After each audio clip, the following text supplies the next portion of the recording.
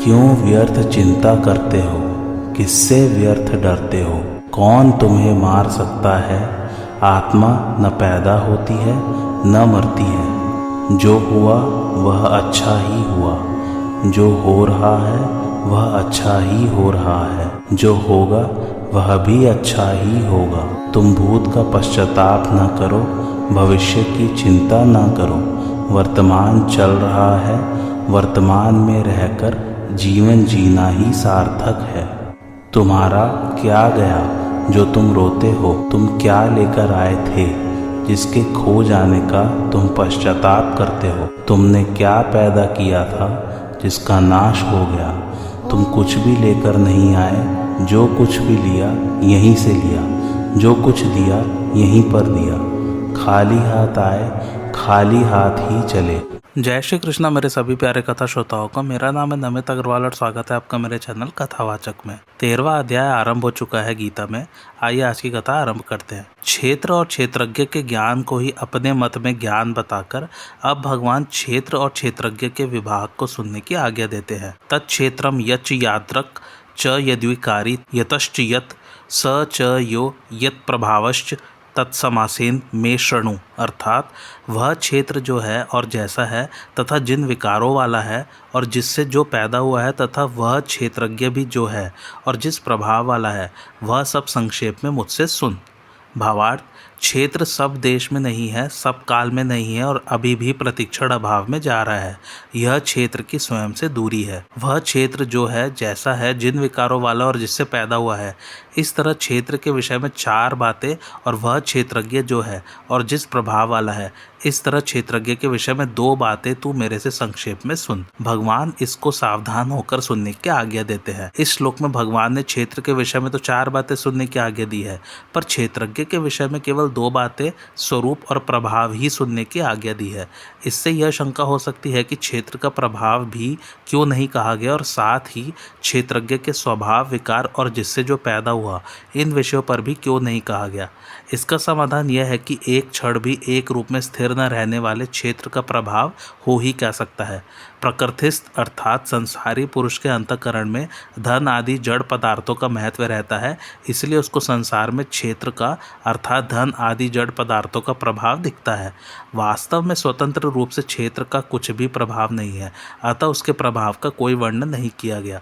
क्षेत्रज्ञ का स्वरूप उत्पत्ति विनाश रहित है, इसलिए उसका स्वभाव भी उत्पत्ति विनाश रहित है। अतः भगवान ने उसके स्वभाव का अलग से वर्णन न करके स्वरूप के अंतर्गत ही कर दिया। क्षेत्र के साथ अपना संबंध मानने के कारण ही क्षेत्रज्ञ में इच्छा, द्वेष आदि विकारों की प्रतीति होती है, अन्यथा क्षेत्रज्ञ सर्वथा निर्विकार ही है। अतः निर्विकार क्षेत्रज्ञ के विकारों का वर्णन संभव ही नहीं। क्षेत्रज्ञ अद्वितीय, अनादि और नित्य है, अतः इसके विषय में कौन किससे पैदा हुआ यह प्रश्न ही नहीं बनता। भगवान के द्वारा साधक के लिए ज़्यादा जानने की ज़रूरत नहीं है।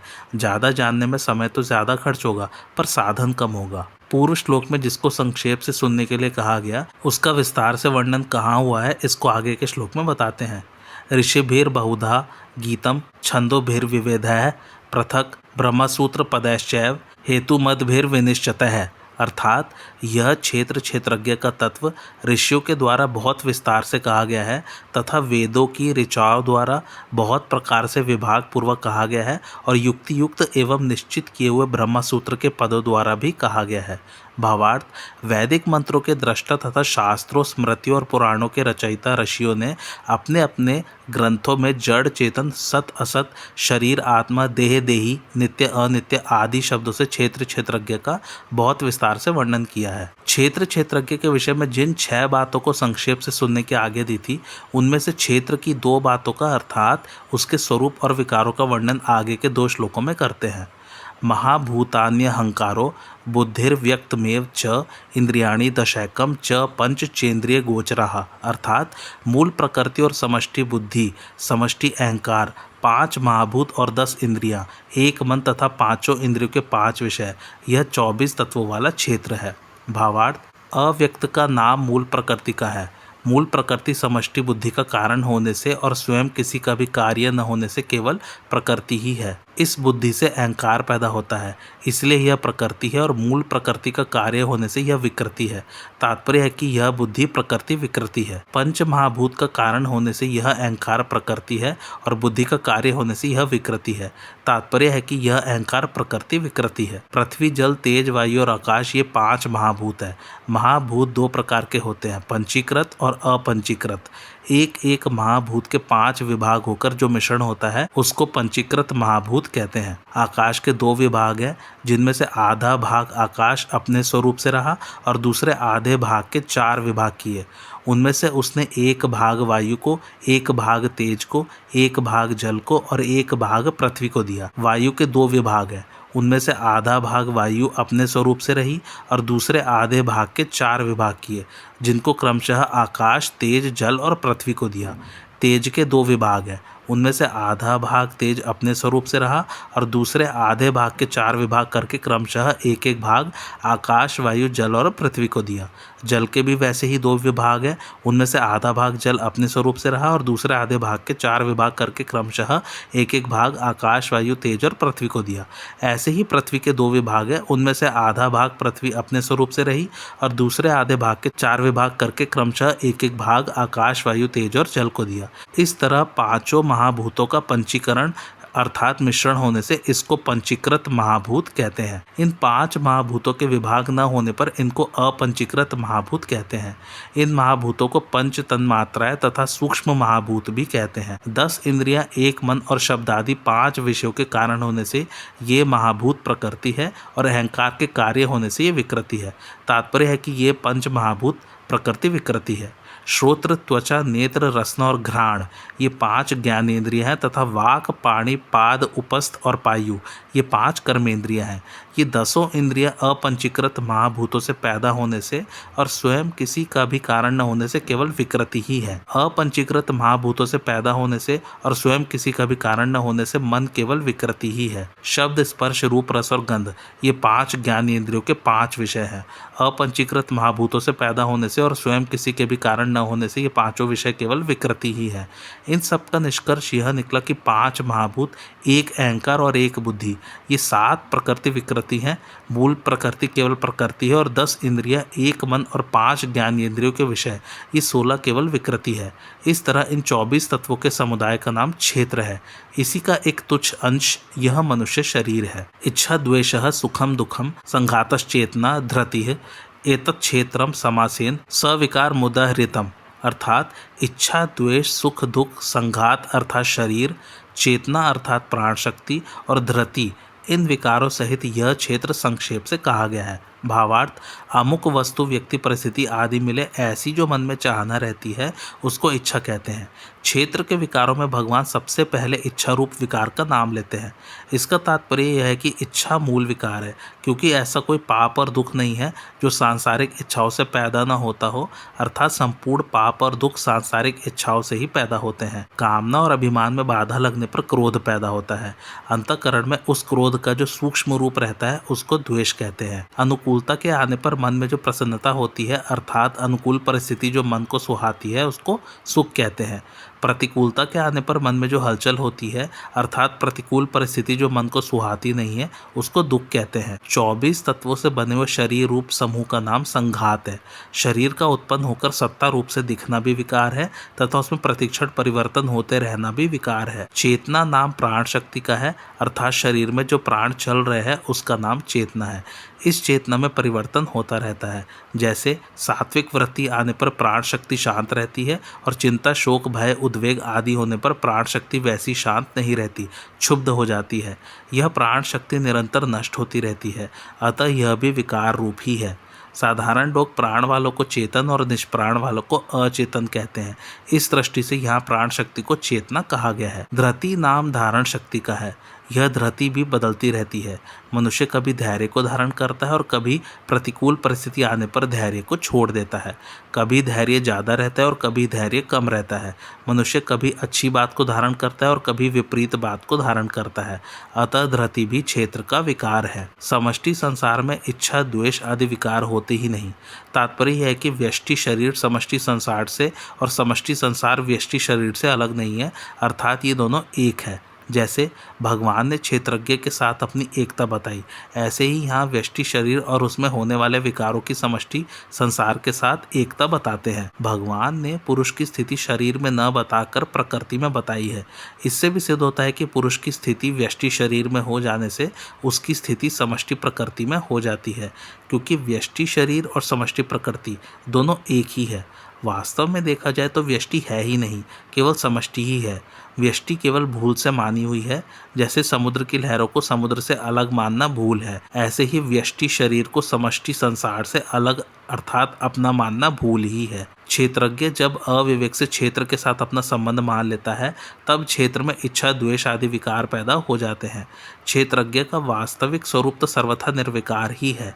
क्षेत्रज्ञ के संयोग से पैदा होने वाले विकार सर्वथा मिटाए जा सकते हैं, क्योंकि क्षेत्रज्ञ का क्षेत्र के साथ संयोग केवल माना हुआ है। इस माने हुए संयोग को मिटाने के लिए भगवान अपने से पृथक देखने के लिए और फिर परमात्मा से अपने नित्य संयोग का अनुभव करने के लिए कहते हैं। ऐसा अनुभव होने पर क्षेत्र के साथ मानी हुई एकता का सर्वथा अभाव हो जाता है और फिर विकार उत्पन्न हो ही नहीं सकते। बोध होने पर अर्थात क्षेत्र से सर्वथा संबंध विच्छेद होने पर इच्छा और द्वेष सदा के लिए सर्वथा मिट जाते हैं। सुख और दुख अर्थात अनुकूल और प्रतिकूल परिस्थिति का ज्ञान तो होता है, पर उससे अंतःकरण में कोई विकार पैदा नहीं होता, अर्थात अनुकूल प्रतिकूल परिस्थिति प्राप्त होने पर जीवन मुक्त महापुरुष सुखी दुखी नहीं होता। सुख दुख का ज्ञान होना दोषी नहीं है, प्रत्युत उसका असर पड़ना दोषी है। ज्ञान किसी का भी दोषी नहीं होता। जैसे भोजन करते समय जीभ में स्वाद का ज्ञान होना दोष नहीं है, प्रत्युत भोजन के पदार्थों में राग या द्वेष होना दोष है। जीवन मुक्त महापुरुष का संघात अर्थात शरीर से किंचित मात्र भी मैं मेरेपन का संबंध न रहने के कारण उसका कहा जाने वाला शरीर यद्यपि महान पवित्र हो जाता है, तथापि प्रारब्ध के अनुसार उसका यह शरीर रहता ही है। जब तक शरीर रहता है तब तक चेतना भी रहती है।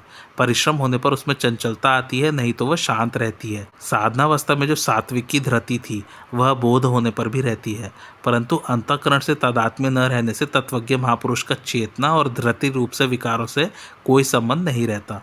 तात्पर्य यह हुआ कि शरीर के साथ तादात्म्य होने से जो विकार होते हैं वे विकार बोध होने पर नहीं होते।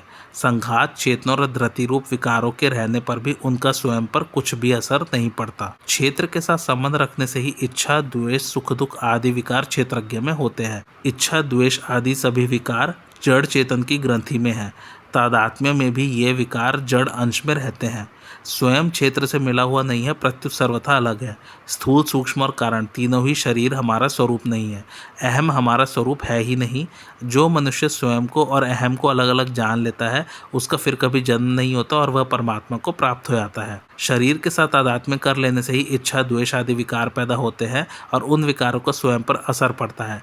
इसलिए भगवान शरीर के साथ किए हुए तादात्म्य को मिटाने के लिए आवश्यक 20 साधनों का ज्ञान के नाम से आगे के 5 श्लोकों में वर्णन करते हैं। अमानित्व, मदम्भित्व, महिंसा, क्षांतिरार्जवम, आचार्योपासनम, शौचम, स्थैर्यमात्म विनिग्रह अर्थात अपने में श्रेष्ठता का भाव न होना, दिखावटीपन न होना, अहिंसा, क्षमा, सरलता, गुरु की सेवा, बाहर भीतर की शुद्धि, स्थिरता और मन का वश में होना। भावार्थ, अपने में मानीपन के अभाव का नाम अमानित्व है। वर्ण, आश्रम, योग्यता, विद्या, गुण, पद आदि को लेकर अपने में श्रेष्ठता का भाव होता है कि मैं मान्य हूँ, आदरणीय हूँ, परंतु यह भाव उत्पत्ति विनाशील शरीर के साथ तादात्म्य होने से ही होता है। अतः इसमें जड़ता की ही मुख्यता रहती है। इस मानीपन के रहने से ही साधक को वास्तविक ज्ञान नहीं होता। यह मानीपन साधक में जितना कम रहेगा उतना ही जड़ता का महत्व कम होगा। जड़ता का महत्व जितना कम होगा, जड़ता को लेकर अपने में मानीपन का भाव भी उतना ही कम होगा और साधक उतना ही चिन्मयता की तरफ तेजी से लगेगा। जब साधक खुद बड़ा बन जाता है तब उसमें मानीपन आ जाता है। अतः साधक को चाहिए कि जो श्रेष्ठ पुरुष है, साधन में अपने से बड़े हैं, तत्वज्ञ हैं, उनका संग करे, उनके पास में रहे, उनके अनुकूल बन जाए। इससे मानीपन दूर हो जाता है। इतना ही नहीं, उनके संग से बहुत से दोष सुगमता पूर्वक दूर हो जाते हैं। गोस्वामी तुलसीदास जी कहते हैं, संत सभी को मान देने वाले और स्वयं अमानी अर्थात मान पाने की इच्छा से रहित होते हैं। इसी तरह साधक को भी मानीपन दूर करने के लिए सदा दूसरों को मान, आदर, सत्कार, बड़ाई आदि देने का स्वभाव बनाना चाहिए। ऐसा स्वभाव तभी बन सकता है जब वह दूसरों को किसी न किसी दृष्टि से अपने से श्रेष्ठ माने। यह नियम है कि प्रत्येक मनुष्य भिन्न भिन्न स्थिति वाला होते हुए भी कोई न कोई विशेषता रखता ही है। यह विशेषता वर्ण, आश्रम, गुण, विद्या, बुद्धि, योग्यता, पद, अधिकार आदि किसी भी कारण से हो सकती है। अतः साधक को चाहिए कि वह दूसरों की विशेषता की तरफ दृष्टि रखकर उनका सदा सम्मान करे। इस प्रकार दूसरों को मान देने का भीतर से स्वभाव बन जाने से स्वयं मान पाने की इच्छा का स्वतः अभाव होता चला जाता है। हाँ, दूसरों को मान देते समय साधक का उद्देश्य अपने में मानीपन मिटाने का होना चाहिए, बदले में दूसरों से मान पाने का नहीं। गीता में भगवान ने भक्ति मार्ग के साधक में सबसे पहले भय का भाव बताया है और अंत में मानीपन का भाव बताया है, परंतु ज्ञान मार्ग के साधन में मानीपन का भाव सबसे पहले बताया है और भय का भाव सबसे अंत में बताया है। इसका तात्पर्य यह है कि जैसे बालक अपनी माँ को देखकर अभय हो जाता है, ऐसे ही भक्ति मार्ग में साधक प्रहलाद जी की तरह आरंभ से ही सब जगह अपने प्रभु को ही देखता है, इसलिए वह आरंभ में ही अभय हो जाता है। भक्त में स्वयं अमानी रहकर दूसरों को मान देने की आदत शुरू से ही रहती है। अंत में उसका देहाध्यास अर्थात शरीर से मानी हुई एकता अपने आप मिट जाती है, तो वह सर्वथा अमानी हो जाता है। परंतु ज्ञान मार्ग में साधक आरंभ से ही शरीर के साथ अपनी एकता नहीं मानता, इसलिए वह आरंभ में ही अमानी हो जाता है, क्योंकि शरीर से एकता मानने से ही मानीपन आता है। अंत में वह तत्व ज्ञान के अर्थ रूप परमात्मा को सब जगह देखकर अभय हो जाता है। दंभ नाम दिखावटीपन का है। लोग हमारे में अच्छे गुण देखेंगे तो वे हमारा आदर करेंगे, हमें माला पहनाएंगे, हमारी पूजा करेंगे, हमें ऊंचे आसन पर बैठाएंगे आदि को लेकर अपने में वैसा गुण न होने पर भी गुण दिखाना, अपने में गुण कम होने पर भी उसे बाहर से ज़्यादा प्रकट करना, यह सब दंभ है। अपने में सदाचार है, शुद्धि है, पवित्रता है, पर अगर लोगों के सामने हम पवित्रता रखेंगे तो वे हमारी हंसी उड़ाएंगे, हमारी निंदा करेंगे। ऐसा सोचकर अपनी पवित्रता छोड़ देना और सामने वाले की तरह बन जाना भी दंभ है। जैसे आजकल विवाह आदि के अवसरों पर क्लबों, होटलों के स्वागत समारोहों में अथवा वायुयान आदि पर यात्रा करते समय पवित्र आचरण वाले सज्जन भी मान सत्कार आदि के लिए अपवित्र खाद्य पदार्थ लेते देखे जाते हैं। यह भी दंभ ही है।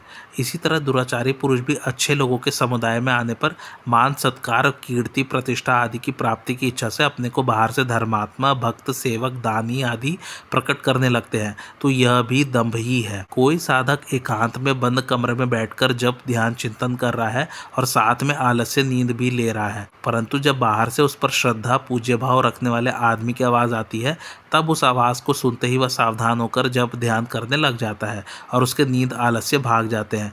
यह भी एक सूक्ष्म दंभ है। इसमें भी देखा जाए तो आवाज़ सुनकर सावधान हो जाना कोई दोष नहीं है, पर उसमें जो दिखावटीपन का भाव आ जाता है कि यह आदमी मेरे में अश्रद्धा न कर ले, यह भाव आना दोष है।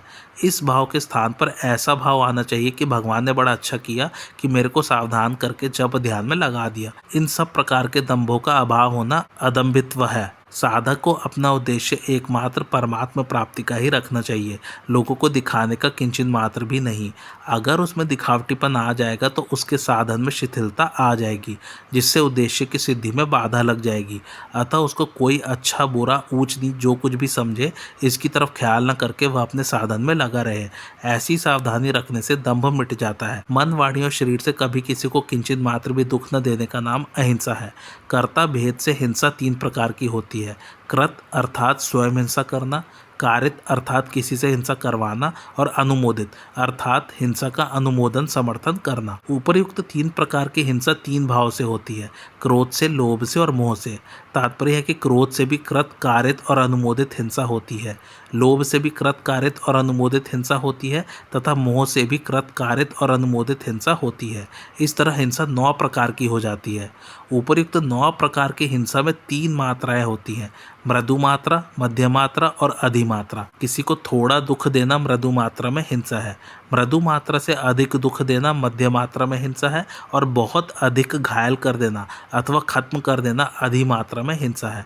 इस तरह मृदु, मध्य और अधिमात्रा के भेद से हिंसा 27 प्रकार की हो जाती है। उपरोक्त 27 प्रकार की हिंसा 3 कारणों से होती है, शरीर से, वाणी से और मन से।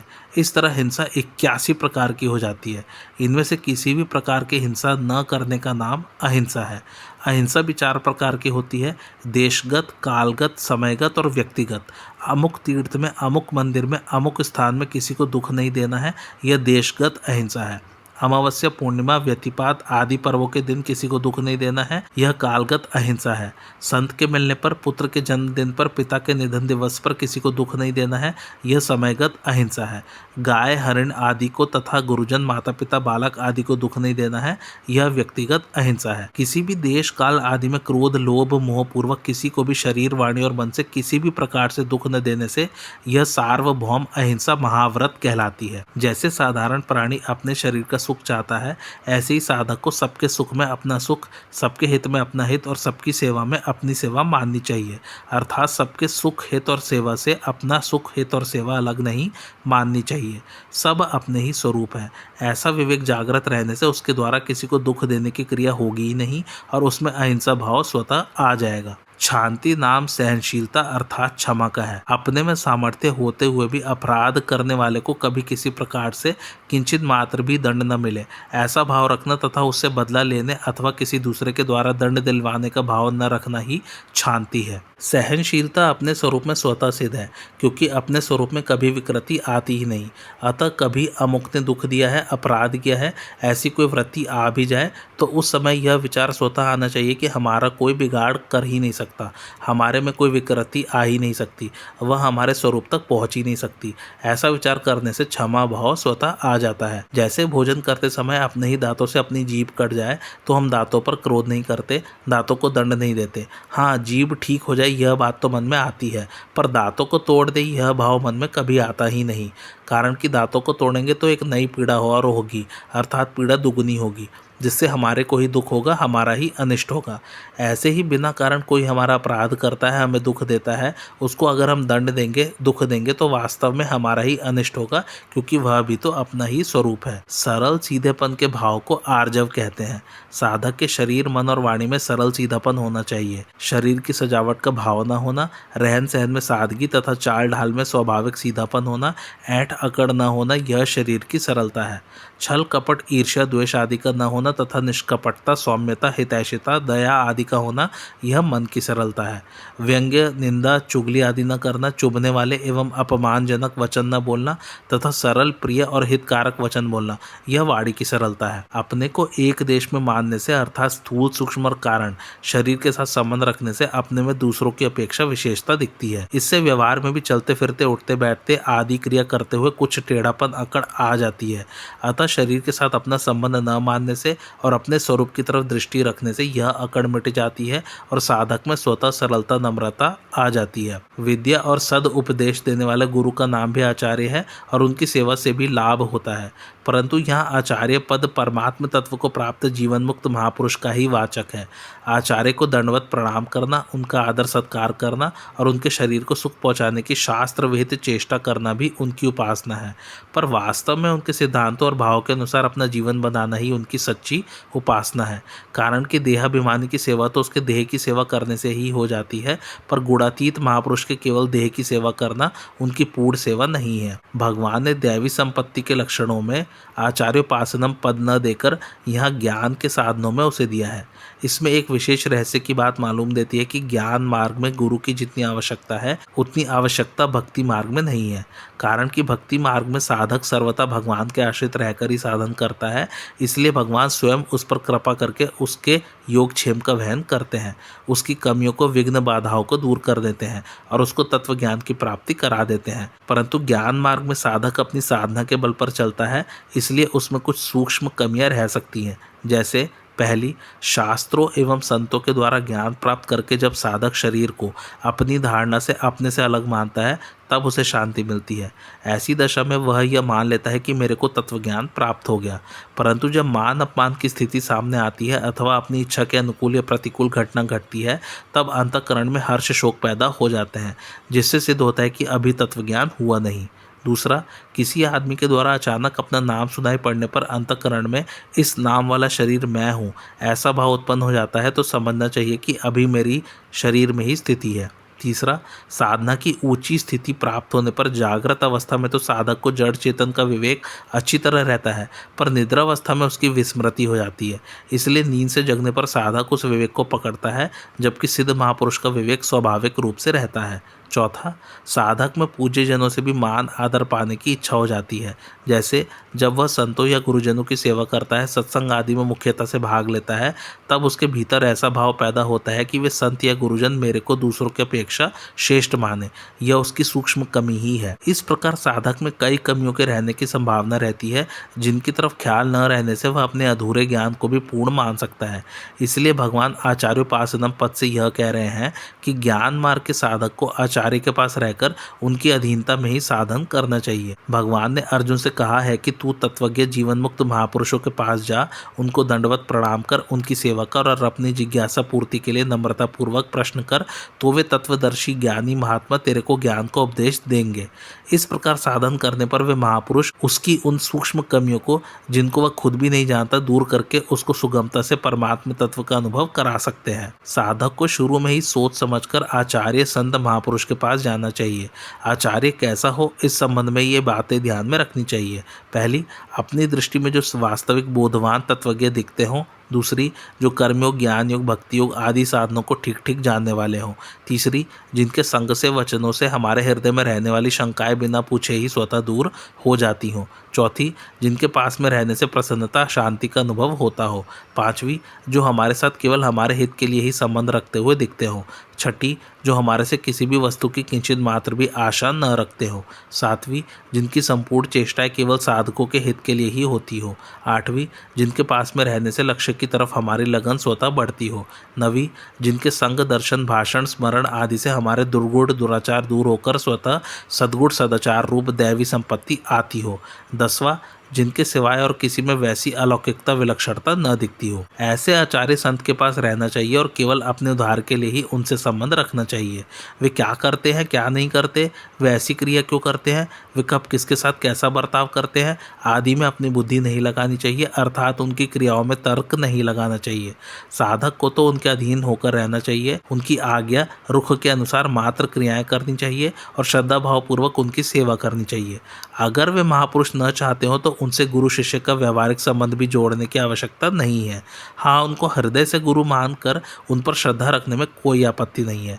अगर ऐसे महापुरुष न मिले तो साधक को चाहिए कि वह केवल परमात्मा के परायण होकर उनके ध्यान, चिंतन आदि में लग जाए और विश्वास रखे कि परमात्मा अवश्य गुरु की प्राप्ति करा देंगे। वास्तव में देखा जाए तो पूर्णतः परमात्मा पर निर्भर हो जाने के बाद गुरु का काम परमात्मा ही पूर्ण कर देते हैं, क्योंकि गुरु के द्वारा भी वस्तुतः परमात्मा ही साधक का मार्गदर्शन करते हैं। जिस साधक का परमात्मा प्राप्ति का ही उद्देश्य है, उसमें यह भाव रहना चाहिए कि आज तक जिस किसी को जो कुछ भी मिला है वह गुरु की, संतों की सेवा से, उनकी प्रसन्नता से, उनके अनुकूल बनने से ही मिला है। इस विषय में किसी ने कहा है, न कुछ हम हंस के सीखे हैं, न कुछ हम रो के सीखे हैं, जो कुछ थोड़ा सा सीखे हैं किसी के हो के सीखे हैं। अतः मेरे को भी सच्चे हृदय से संतों की सेवा करनी है। शिष्य का कर्तव्य है गुरु की सेवा करना। अगर शिष्य अपने कर्तव्य का तत्परता से पालन करे तो उसका संसार से संबंध विच्छेद हो जाता है और वह गुरु तत्व के साथ एक हो जाता है, अर्थात उसमें गुरुत्व आ जाता है। संसार से संबंध विच्छेद होने पर मुक्ति और गुरु तत्व से एक होने पर भक्ति प्राप्त होती है। शिष्य में गुरुत्व आने से उसमें शिष्यत्व नहीं रहता, उस पर शास्त्र आदि का शासन नहीं रहता।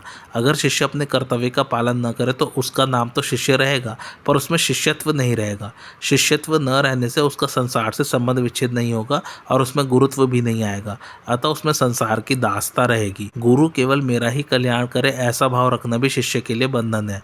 शिष्य को चाहिए कि वह अपने लिए कुछ भी न चाहकर सर्वथा गुरु के समर्पित हो जाए, उनकी मर्जी में ही अपनी मर्जी मिला दे। गुरु का कर्तव्य है शिष्य का कल्याण करना। अगर गुरु अपने कर्तव्य का पालन न करे तो उसका नाम तो गुरु रहेगा, पर उसमें गुरुत्व नहीं रहेगा।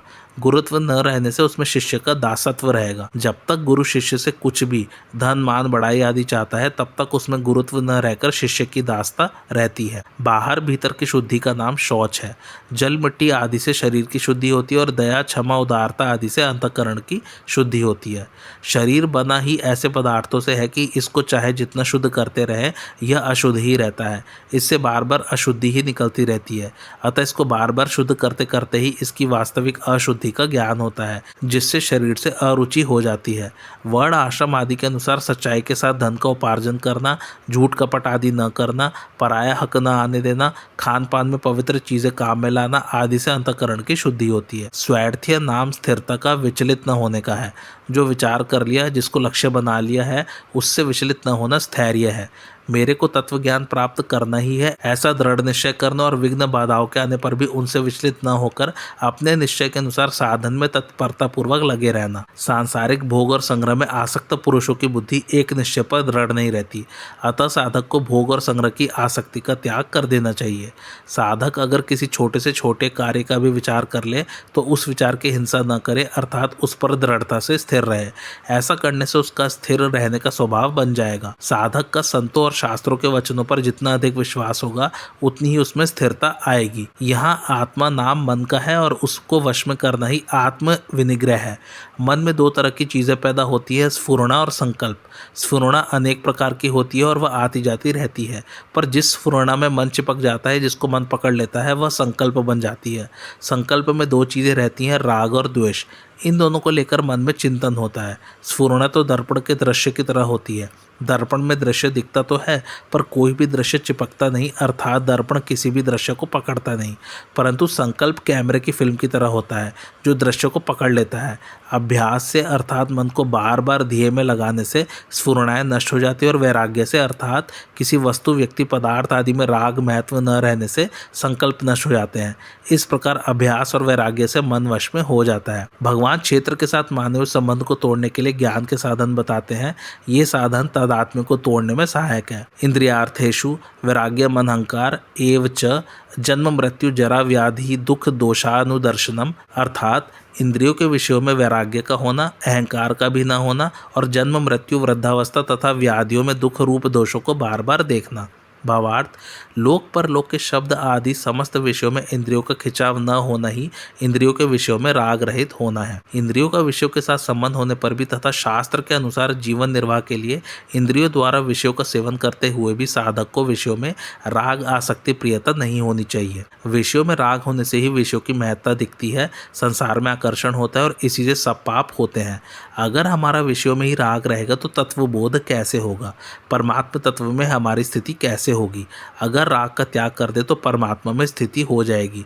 ऐसा विचार करने से विषयों से वैराग्य हो जाता है। बड़े बड़े धनी शूरवीर राजा महाराजा हुए और उन्होंने बहुत से भोगों को भोगा, पर अंत में उनका क्या रहा? कुछ नहीं रहा। उनके शरीर कमजोर हो गए और अंत में सब चले गए। इस प्रकार विचार करने से भी वैराग्य हो जाता है। जिन्होंने भोग नहीं भोगे हैं, जिनके पास भोग सामग्री नहीं है, जो संसार से विरक्त है, उनकी अपेक्षा जिन्होंने बहुत भोग भोगे हैं और भोग रहे हैं, उनमें क्या विलक्षणता विशेषता आई? कुछ नहीं। प्रत्युत भोग भोगने वाले तो शोक चिंता में डूबे हुए हैं। ऐसा विचार करने से भी वैराग्य होता है। प्रत्येक व्यक्ति के अनुभव में मैं हूँ इस प्रकार की एक वृत्ति होती है। यह वृत्ति ही शरीर के साथ मिलकर मैं शरीर हूँ इस प्रकार एक देशीयता अर्थात अहंकार उत्पन्न कर देती है। इसी के कारण शरीर नाम क्रिया पदार्थ भाव ज्ञान त्याग देश काल आदि के साथ अपना संबंध मानकर जीव ऊंच नीच योनियों में जन्मता मरता रहता है। यह अहंकार साधन में प्रायः बहुत दूर तक रहता है। वास्तव में इसकी सत्ता नहीं है, फिर भी स्वयं की मान्यता होने के कारण व्यक्तित्व के रूप में इसका भान होता रहता है। भगवान द्वारा ज्ञान के साधनों में इस पद का प्रयोग किए जाने का तात्पर्य शरीर आदि में माने हुए अहंकार का सर्वथा अभाव करने में है, क्योंकि जड़ चेतन का यथार्थ बोध होने पर इसका सर्वथा अभाव हो जाता है। मनुष्य मात्र अहंकार रहित हो सकता है, इसलिए भगवान यह अहंकार का त्याग करने की बात कहते हैं। अभिमान और अहंकार का प्रयोग एक साथ होने पर उनसे अलग अलग भाव का बोध होता है। सांसारिक चीजों के संबंध से अभिमान पैदा होता है, ऐसे ही त्याग वैराग्य विद्या आदि को लेकर अपने में विशेषता दिखने से भी अभिमान पैदा होता है। शरीर को ही अपना स्वरूप मानने से अहंकार पैदा होता है। मनुष्य को नींद से जगने पर सबसे पहले अहम अर्थात मैं हूँ इस वृत्ति का ज्ञान होता है। फिर मैं अमुक शरीर, नाम, जाति, वर्ण, आश्रम आदि का हूँ, ऐसा अभिमान होता है। यह एक क्रम है। इसी प्रकार पारमार्थिक मार्ग में भी अहंकार के नाश का एक क्रम है। सबसे पहले स्थूल शरीर से संबंधित धनादि पदार्थों का अभिमान मिटता है। फिर कर्मेंद्रियों के संबंध से रहने वाले कर्तृत्वाभिमान का नाश होता है। उसके बाद बुद्धि की प्रधानता से रहने वाला ज्ञातापन का अहंकार मिटता है। अंत में अहम वृत्ति की प्रधानता से जो साक्षीपन का अहंकार है वह भी मिट जाता है। तब सर्वत्र परिपूर्ण सच्चिदानंद घन स्वरूप स्वतः रह जाता है। अपने में श्रेष्ठता की भावना से ही अभिमान पैदा होता है। अभिमान तभी होता है जब मनुष्य दूसरों की तरफ देखकर यह सोचता है कि वे मेरी अपेक्षा तुच्छ हैं। जैसे गांव भर में एक ही लखपति हो तो दूसरों को देखकर उसको लखपति होने का अभिमान होता है, परंतु अगर दूसरे सभी करोड़पति हो तो उसको अपने लखपति होने का अभिमान नहीं होता। अतः अभिमान रूप दोष को मिटाने के लिए साधक को चाहिए कि वह दूसरों की कमी की तरफ कभी न देखे, प्रत्युत अपनी कमियों को देखकर उनको दूर करे। एक ही आत्मा जैसे इस शरीर में व्याप्त है, ऐसे ही वह अन्य शरीरों में भी व्याप्त है, परंतु मनुष्य अज्ञान से सर्वव्यापी आत्मा को एक अपने शरीर में ही सीमित मानकर शरीर को मैं मान लेता है। जैसे मनुष्य बैंक में रखे हुए बहुत से रुपयों में से केवल अपने द्वारा जमा किए हुए कुछ रुपयों में ही ममता करके उनके साथ अपना संबंध मानकर अपने को धनी मान लेता है, ऐसे ही एक शरीर में मैं शरीर हूँ ऐसी अहमता करके वह काल से संबंध मानकर मैं इस समय में हूँ, देश से संबंध मानकर मैं यहाँ हूँ, बुद्धि से संबंध मानकर मैं समझदार हूँ, वाणी से संबंध मानकर मैं वक्ता हूँ आदि अहंकार कर लेता है। इस प्रकार के संबंध न मानना ही अहंकार रहित होने का उपाय है। शास्त्रों में परमात्मा का सच्चिदानंद घन रूप से वर्णन आया है। सत अर्थात सत्ता, चित अर्थात ज्ञान और आनंद अर्थात अविनाशी सुख, ये तीनों परमात्मा के भिन्न भिन्न स्वरूप नहीं है, प्रत्युत एक ही परमात्मा के तीन नाम है। अतः साधक इन तीनों में से किसी एक विशेषण से भी परमात्मा का लक्ष्य करके निर्विकल्प हो सकता है। संसार के चिंतन से साधक का कोई प्रयोजन होता नहीं और अचिंत्य परमात्म तत्व चिंतन में आता नहीं। यही निर्विकल्पता है। निर्विकल्प होने से उसको परमात्म तत्व में अपनी स्वतः सिद्ध स्थिति का अनुभव हो जाता है और अहंकार का सर्वथा नाश हो जाता है। इसको इस प्रकार समझना चाहिए। सत अर्थात परमात्म तत्व सदा से ही था, सदा से है और सदा ही रहेगा। वह कभी बनता बिगड़ता नहीं, कम ज़्यादा भी नहीं होता, सदा जो का त्यों रहता है। ऐसा बुद्धि के द्वारा विचार करके निर्विकल्प होकर स्थिर हो जाने से साधक का बुद्धि से संबंध विच्छेद हो जाता है और उस सत्य तत्व में अपनी वास्तविक स्थिति का अनुभव हो जाता है। ऐसा अनुभव होने पर फिर अहंकार नहीं रहता। चित्त जैसे प्रत्येक व्यक्ति के शरीर आदि अहम के अंतर्गत दृश्य है, ऐसे ही अहम भी मैं, तू, यह और वह के रूप में एक ज्ञान के अंतर्गत दृश्य है। किसी सेठ ने सुना कि अमुक दुकान में इतना नफा हुआ है और साथ ही यह भी सुना कि अमुक दुकान में इतना नुकसान हुआ है। इस प्रकार नफा और नुकसान इन दोनों में तो फर्क है, पर इन दोनों के ज्ञान में कोई फर्क नहीं है। ज्ञान तो एक ही है। अगर ज्ञान एक न होता तो नफा और नुकसान दोनों की भिन्नता का ज्ञान कैसे होता। इसी तरह मैं, तू, यह और वह, ये चारों अलग अलग होने पर भी इनका प्रकाशक ज्ञान एक ही है। जिस सामान्य प्रकाश में मैं में क्रियाएं होती है, उसी प्रकाश में तू, यह और वह में भी क्रियाएं होती हैं। उस सामान्य प्रकाश में मैं, तू, यह और वह का भेद नहीं है। उस सामान्य प्रकाश का संबंध यदि है तो चारों के साथ है और यदि नहीं है तो किसी के भी साथ नहीं है। उस ज्ञान में निर्विकल्प होकर स्थिर हो जाने से परमात्म तत्व में स्वतः सिद्ध स्थिति का अनुभव हो जाता है, फिर अहंकार नहीं रहता। आनंद अर्थात साधक लोग प्रायः बुद्धि और अहम को प्रकाशित करने वाले चेतन को भी बुद्धि के द्वारा ही जानने की चेष्टा किया करते हैं। वास्तव में बुद्धि के द्वारा जाने अर्थात सीखे हुए विषय को ज्ञान की संज्ञा देना और उससे अपने आप को ज्ञानी मान लेना भूल ही है। बुद्धि को प्रकाशित करने वाला तत्व बुद्धि के द्वारा कैसे जाना जा सकता है? यद्यपि साधक के पास बुद्धि के सिवाय ऐसा और कोई साधन नहीं है जिससे वह तत्व जाना जा सके, तथापि बुद्धि के द्वारा केवल जड़ संसार की वास्तविकता को ही जाना जा सकता है। बुद्धि जिससे प्रकाशित होती है उस तत्व को बुद्धि नहीं जान सकती। उस तत्व को जानने के लिए बुद्धि से भी संबंध विच्छेद करना आवश्यक है। बुद्धि को प्रकाशित करने वाले परमात्म तत्व में निर्विकल्प रूप से स्थित हो जाने पर बुद्धि से सर्वथा संबंध विच्छेद हो जाता है। फिर एक आनंद स्वरूप जहाँ दुख का लेश भी नहीं है, परमात्म तत्व ही शेष रह जाता है, जो स्वयं ज्ञान स्वरूप और सत स्वरूप भी है। इस प्रकार तत्व में निर्विकल्प अर्थात चुप हो जाने पर आनंद ही आनंद है ऐसा अनुभव होता है। ऐसा अनुभव होने पर फिर अहंकार नहीं रहता। जन्म, मृत्यु, वृद्धावस्था और रोगों के दुख रूप दोषों को बार बार देखने का तात्पर्य है जैसे आवा में मटका पकता है, ऐसे ही जन्म से पहले माता के उदर में बच्चा जठराग्नि में पकता रहता है।